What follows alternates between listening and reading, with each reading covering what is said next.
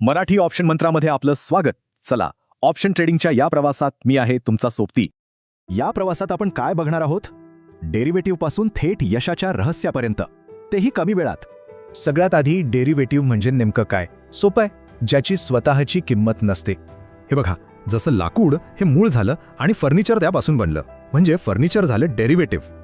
बरोबर, अगदी तसंच. कच्चं तेल महाग झालं की पेट्रोल डिझेल महाग होतं. हीच तर डेरिव्हेटिव्हची गंमत आहे. आता ऑप्शनच्या जगात दोन महत्त्वाचे रस्ते आहेत, एक कॉल ऑप्शन आणि दुसरा पुट ऑप्शन.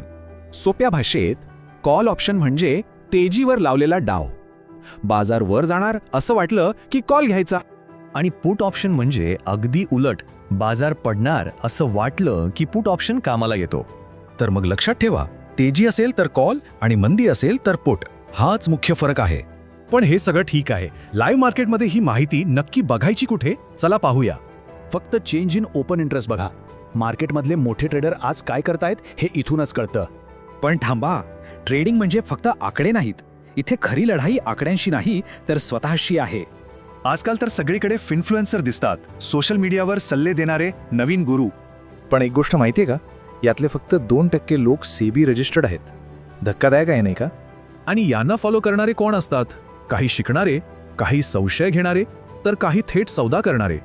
कारण ट्रेडिंग म्हणजे दुसरं तिसरं काही नाही तर भावनांचा खेळ आहे. भीती, आशा, लोभ सगळंच. आणि याच दबावात मोठं नुकसान होतं. एका ट्रेडरची गोष्ट तर 84 लाखांच्या लॉसने सुरू झाली होती.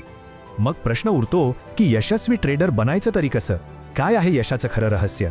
उत्तर सोपं आहे, रिस्क मॅनेजमेंट. म्हणजे नुकसान झालं तर कमी होऊ द्या आणि नफा झाला तर मोठा होऊ द्या. आणि हो, जे शिकला आहात ते इतरांनाही सांगा, कारण ज्ञान वाटल्याने वाढतं. सातत्य महत्वाचं आहे.